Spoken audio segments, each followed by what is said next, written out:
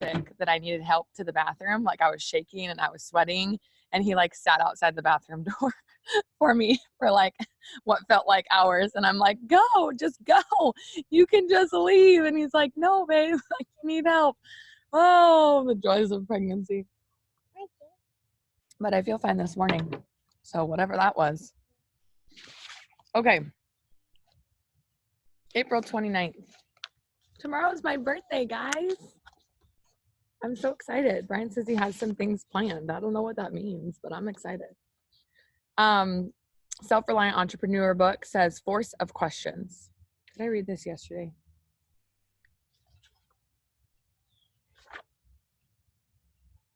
I don't think so. Okay. The power which one's imagination has over their body is a force which none of us is born without. If left to themselves, a person is most likely to use the mischievous half of the force. And if they're, go away, Remy, go. Leave her alone.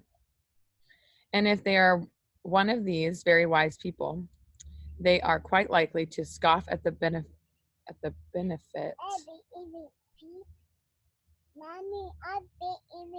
Okay, sorry guys. These ones are like tough for me to read. In case you've ever wondered, when I read something and then I like quote who it's by, every single one of these has like a scripture or like a, you know, something from another book from literally 1907. And I just like, I can't read for some reason. 2 imaginations are required, their own and some outsiders. The outsiders work in unquestionably value. So valuable that it may fairly be likened to the essential work performed by the engineer when he handles the throttle and turns on the steam. The actual power is lodged exclusively in the engine, but if the engine were left alone, it would never start itself. Mark Twain, 1907. Can I scooch up? You're making me nervous. Okay. How much do you talk to yourself? Are you talking to yourself at this moment? Have you witnessed the impact or internal struggle of the 2 imaginations Twain refers to? So, how do you use this power to push yourself out of the ruts and along the path?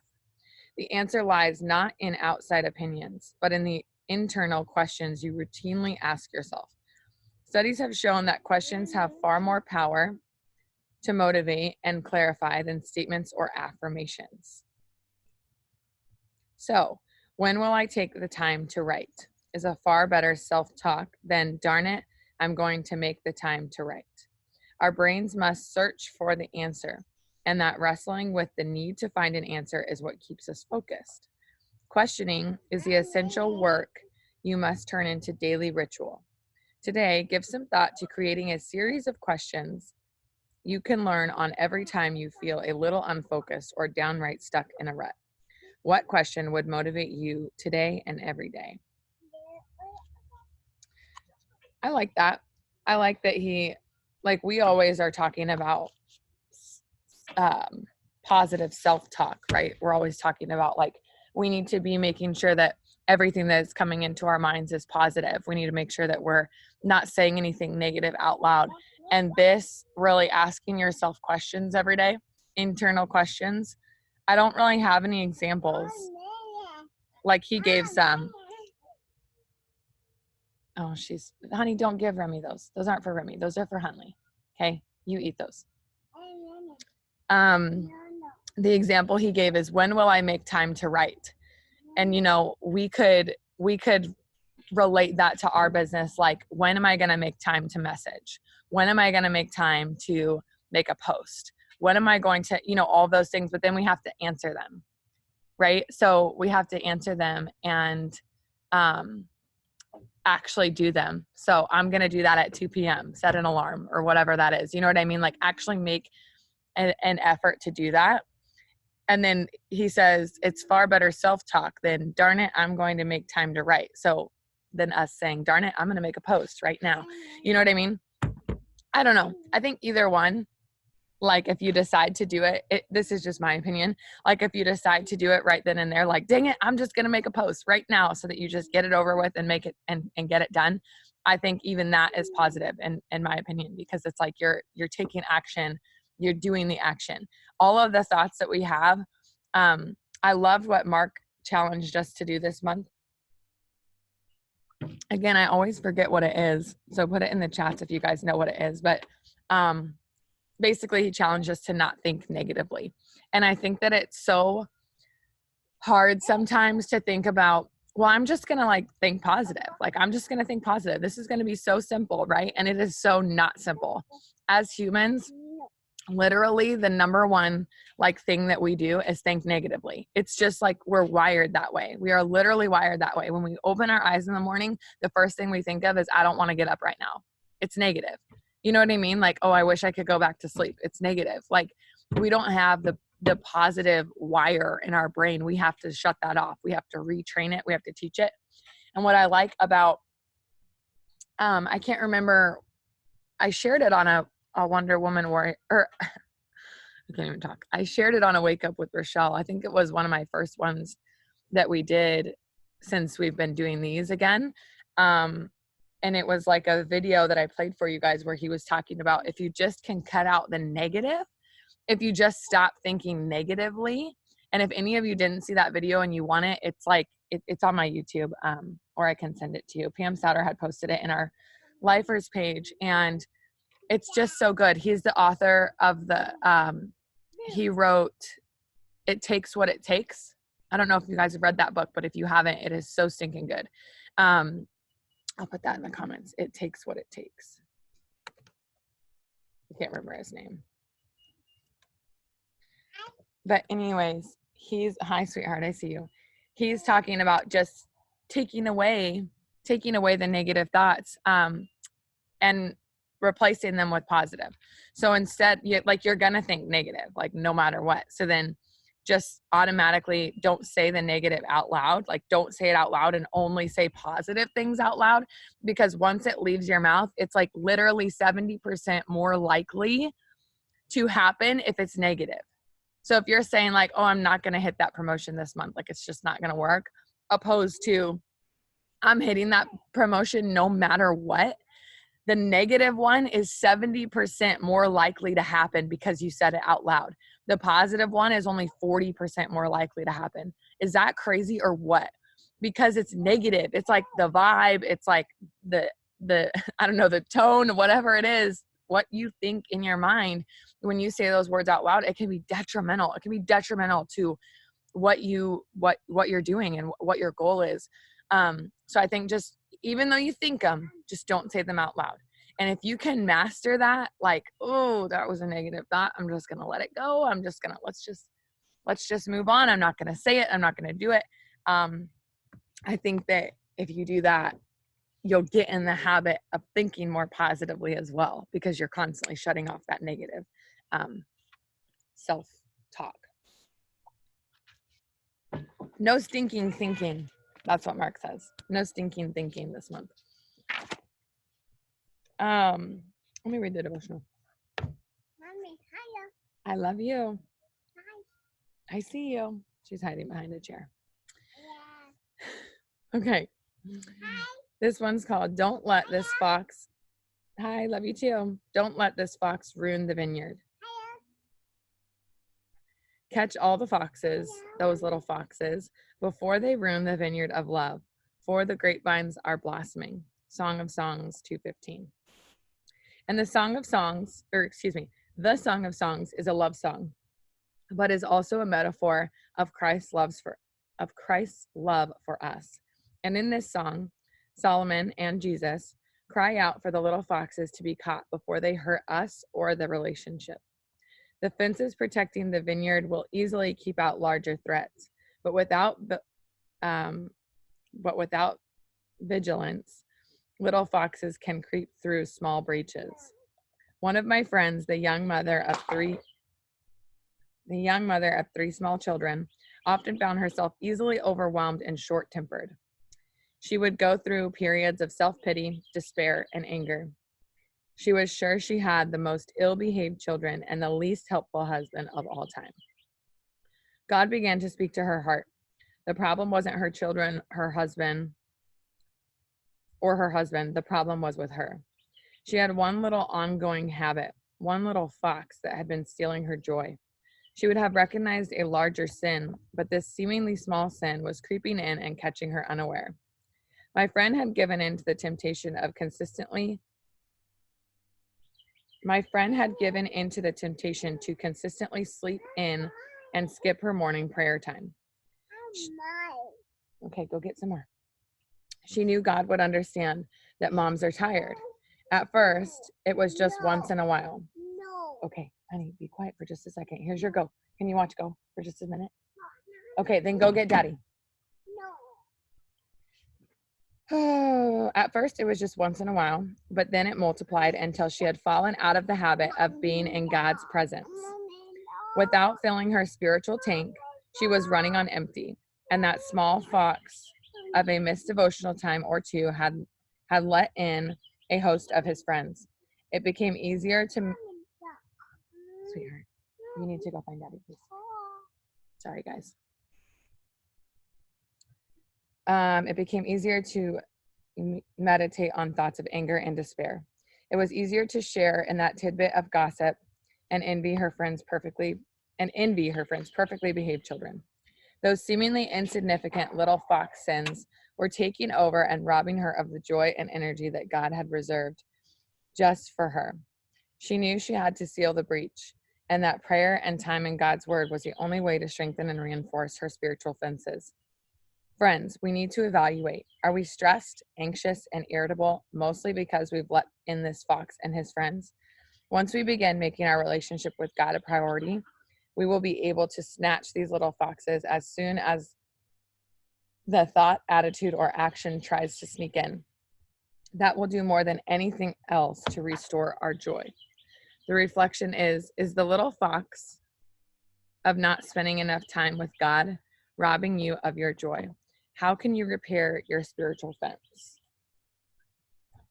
I love that, specifically because this month alone, I've really had to make time for God in the mornings.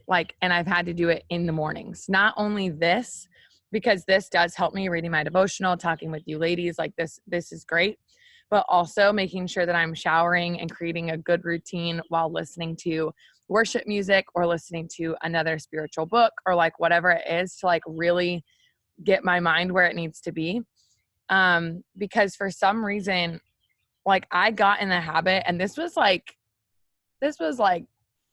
2 years ago, when Ryan came home from work, for good, when he came home and Huntley was born, I just stopped getting dressed. Cause why? We work from home. There's no reason to do that. If we're not going anywhere, or if we do even, I'll just put on some yoga pants and go to the store. It's not that big of a deal, right? And so I was constantly, my dogs have to be let out. Sorry, Brian was up with me all night, you guys, and so he went back to sleep. Although Huntley probably woke him up by now. So what was I saying? Oh, I have to just really make sure that my morning routine is good, because I never got in the habit of making a good morning routine until we got here. And also when we were traveling the country, it wasn't really a thing to shower every day. No joke, because we couldn't shower every single day. I mean, we could, but it was quick, And so I always I saved that for nighttime so that I would feel clean going to bed. And then in the morning, it would be hard for me to get going. And here's what's crazy about this. This is why I'm sharing this with you, is that I never realized that it affected my production. I didn't realize that how I felt. I felt like a slob, but I didn't even realize it. You know what I mean? I was it's fine. I work from my couch. I work from the trailer. I work from wherever. It's not that big of a deal. How grateful am I that I don't have to get dressed every single day and sit in an office? This is so great. But it actually affects your mind. It actually affects how productive you are. It affects how good you feel. It affects whether or not, recently I've had a lot of new distributors say, can we just hop on a FaceTime real quick? Because I've FaceTimed them, or Katie says, fellow RV family. She's we showered as a family of 4 in one stall for too long. I've come so far. It's so true. So, shoot, guys, I just lost it because that was so funny. I love you, Katie. What was I talking about? Can somebody help me? FaceTime. Oh, yes. And like, I'm more apt to be like, yeah, let's FaceTime real quick. Like, let's just get it done because I'm not sitting on my couch watching TV while I'm working in my pajamas. Do you know what I mean? Like, you just feel better. You feel more excited. You feel more, what's the word, like prepared for things. And I just feel like it's really been helping me. So now I shower in the morning, and that was something that I really did not want to do, you guys. It's hard for me to like get up and get going, because I've done this for so long. So every time that I get off of these, I go jump in the shower and I get dressed. And it's so simple. It's so simple. It's just as simple as making your bed, right? But it's something that was so hard for me for so long. And now that I've done it, we just hit, and I looked right before we got on here, I already told Katie because she was on, but we just hit the highest volume that we've ever had since I've been in the business, ever, like ever. And Brian is this close, like legit under 1,000 from maintaining triple. And I have not had him back to triple in like months and months and months. And this is organically, you guys. And I'm not just saying it's because I get in the shower every morning. Okay. I've obviously been incorporating a lot of other things, but that shower helps me to feel productive. And then listening to worship music, like I won't listen to anything else. I'll tell you what, when I heard this, I actually didn't think it impacted me as much as it did until I'm telling you guys this story. We were trying to figure out when our next time for a mastermind would be with Pam Souter and Brittany Hayes and Ashley Mayfield. We get together with like this group of masterminds, or we do a mastermind. And we were trying to figure out when the next time was. And Carrie Young was like, we could do it in the morning. Like, we're all in quarantine. We're all home. Like, when can we do it? And Brittany Hayes was like, I can't do the morning, like non-negotiable for me. Like, I will not do the morning. That's a very protected time for me and my husband. We have to protect our minds. We have to get our minds right. Otherwise, I will not be productive throughout the entire day. Like, I cannot do it. It's this hour to this hour is like straight up self-development and protecting my mind and getting it where it needs to be. And for some reason that like spoke to me so much, because I was like, whoa, I've never looked at it as a protection thing. I've never looked at it as like, I've heard people say armor, or like, your self-development is your armor, or, positivity is your armor, or whatever. But I've never looked at it as like a non-negotiable, like, no, I will not get on the phone with you right now. And no, I will not do something else right now, because this is my dedicated space. This is my dedicated time every morning to getting my mind right. And I was like, well, she's an ambassador for a reason, because that is huge. How many of you get out of bed in the morning and you're like, okay, I'll do my self-development at some point. This is me, by the way.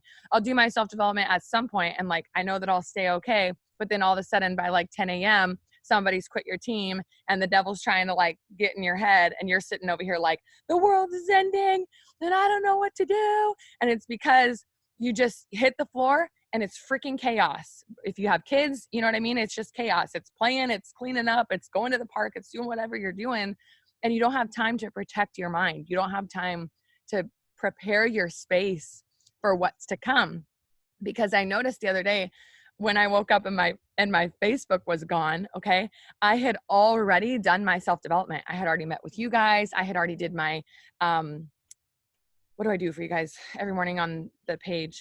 Recognition. I had already done the recognition. I was getting a few things done while I had already showered. I was listening to worship music, and my mind was in the right place, so that when that popped up and was like, you're blocked from Facebook, it was not pure panic. It was like, okay, well, this is a plot twist.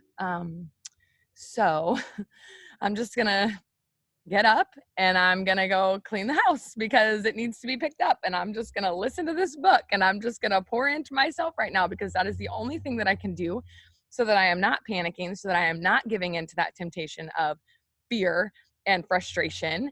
And I was in the best mood. And it's so funny, and I hate to admit this, but you guys, I'm gonna admit it to you anyway. Ashley and Shelby were like, Rochelle, how's it going without Facebook? And I was like, I really hate to say this, but like, it's been kind of nice today. Like, it's been kind of nice without the constant notifications, and just like, having to feel like I always have to check it. In fact, I can't even tell you how many times I opened it up and it was like, you're temporarily blocked, like just out of habit of me being like, dang, this is kind of, it's kind of nice. Like I could do this like once a month. No, I'm just kidding. But it was terrifying, but it was also something that taught me I feel like I was like learning the entire 26 hours of it. Like the entire time I was just kind of like learning about myself, learning how to get through like stressful situations, learning how to not freak out about things that I cannot control.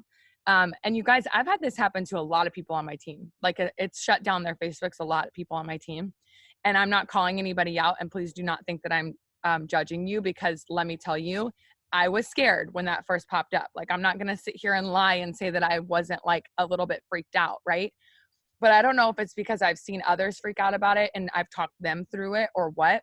But like when that happens and they come to me and they're like, the world is ending. Like, I don't know what I'm going to do. Like, you don't understand. Like, I can't do anything. I can't log into Facebook. Like all these potentials, and just like pure panic. Okay. Again, I'm not judging anybody. I had to talk them off the ledge of like, listen, calm down. It's going to be okay. What can we control right now? And I think it's easier to do that for other people, right? It's way easier to do that for other people than it is for ourselves. To say like, we can't control this, so we're going to go over to Facebook or over to Instagram, and we can't control this, so we're going to just talk to our current potentials. Like, let's just focus on what we control and not focus on what the panic is, because that's not going to do anything for anybody, right? And so when it happened to me, it was very easy for me to be like, oh, remember that time I was like, hey, everybody, let's like have some control over this situation. We can't do anything about it, so let's chill. I think it was like a good learning curve for me as well, to learn things about myself of like, whew, this is tough not to panic. Like, this is tough. This is our business. This is our livelihood. But instead, I started making solutions. And I think that we need to, as leaders, as business women, we need to switch focus to more what's the word that I was looking for? Shoot, I just had it. Being solution minded. Okay. Because a lot of the times when we have issues, let's say we're trying to promote and somebody cancels out their account. Okay. Instead of freaking the F out, because like, especially if it's in the last 2 days of the month, right? If somebody cancels out your account and you're sitting, or their account, and you're sitting here like, I needed that $400, like, and it wasn't all the way full. And you have to re-enroll somebody else because there's nobody else under her that you can use. And you sit here and you start to panic. Is Daddy awake? Yeah, he is. Okay. Can you go get him? Please. I think that instead of panicking, and I think that it's something that we all have to learn, but I think instead of panicking, we need to sit there and go, okay, how can I be solution minded? How can we fix what's happening right now? And that doesn't mean that you can't feel it. Like, that doesn't mean that you're not allowed to get angry and frustrated and upset at things if they're. Hi.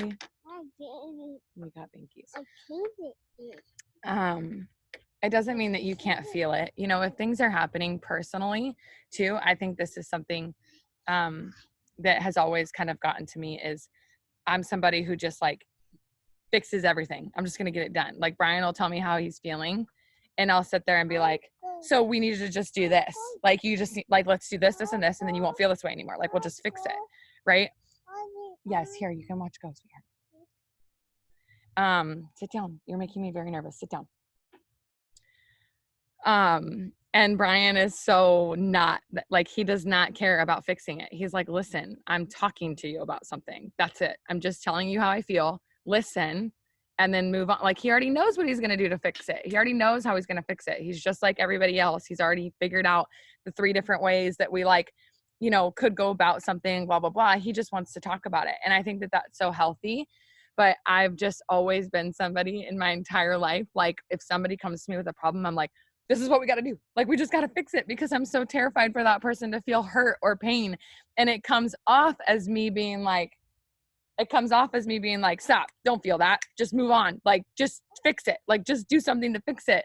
And if once you get to know me, and I know Katie and I have had this issue in the past too, like, once you get to know me, it's out of pure love. It's out of pure, like, listen, I don't want you to feel this way anymore. So let's just do this. We'll just fix it. And then it will never, it'll never be a thing. But the reality is it's healthy. It's healthy for us to feel it, be frustrated by it. But what's unhealthy is if we stay there, is if we stay in that spot of, I don't know what to do. I can't fix it. What am I going to do type of thing. And I'll never forget when we went to Costa Rica for the top 20 retreat. And Pam Souter said, we were sitting at dinner, and I had just had a miscarriage like 5 days before. And I didn't know if I was going to get there. I didn't know if we were going to get to Costa Rica. And she said, well, she shared a story of her own with me. And then she said, I just want you to know that you can take all the time you need to feel it, to mourn that baby, to, be in this pain, but please don't stay there. She said, for everybody and all women and everybody who's ever been through this, do not stay there. You have so much more to give. You have so much more to offer. You have so much more to show others. Do not stay in this pain. Do not stay in this sadness. And it really helped me to feel okay. I think the whole point of this is like to feel okay about mourning, to feel okay about not being okay, to feel okay about, going through something that I didn't know how to handle. But also I was struggling sitting there like, this is supposed to be one of the most incredible times in my life in Costa Rica. I was handpicked to be there. My efforts got me there. And I was sitting there like, if I even smile, what would Brian think of me? What would Brian think of me?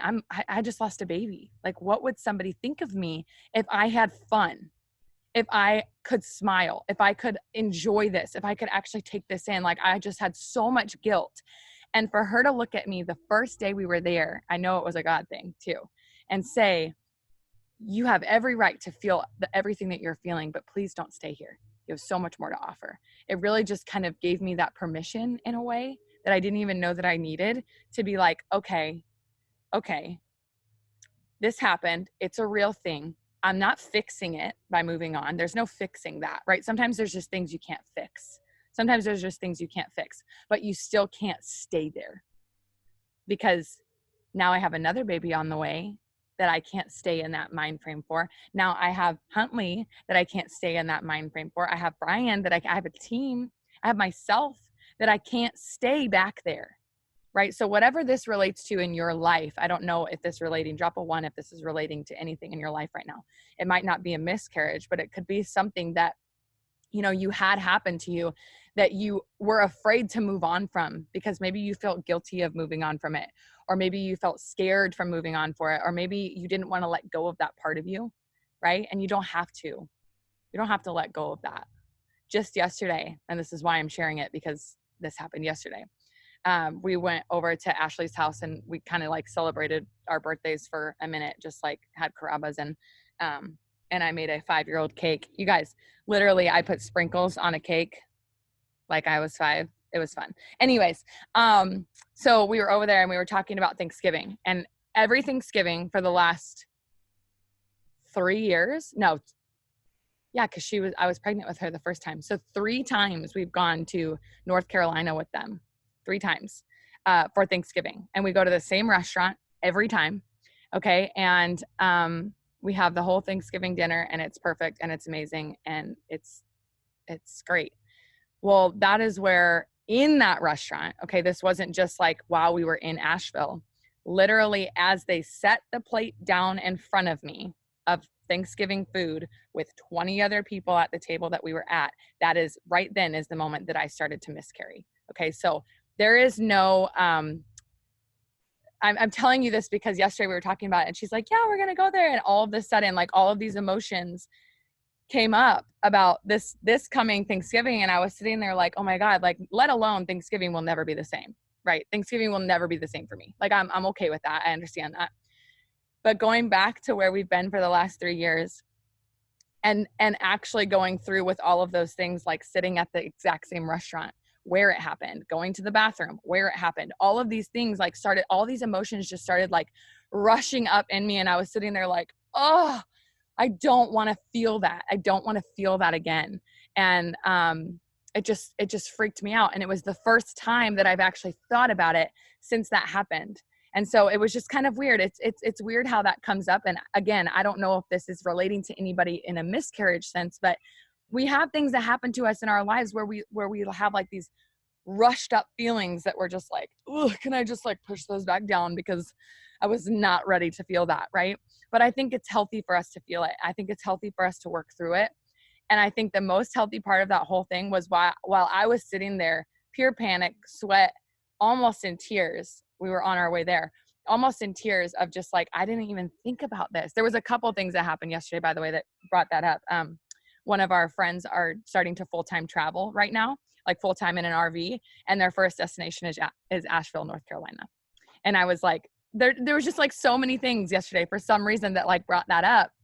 And Brian said, as he could see all the panic and just like stress and just feelings, he was like, honey, he literally like put his hand on my leg in the car and he's like, honey, no Thanksgiving's ever going to be the same. Like no matter where we're at, it's not going to be the same, but we're going to be together and everything's going to be fine. And it was like in that moment, I was totally okay. I was totally okay. And I know that he'll always be there with me. And I know that it's going to be okay. And it was healthy for me to feel that way. And so I want you to know, whatever you're going through or whatever you have gone through, if those emotions keep creeping up, that it's healthy to process through them. It's healthy to process and just like, now don't stay there, right? I didn't wake up this morning and still be mourning and upset over that thought I had yesterday.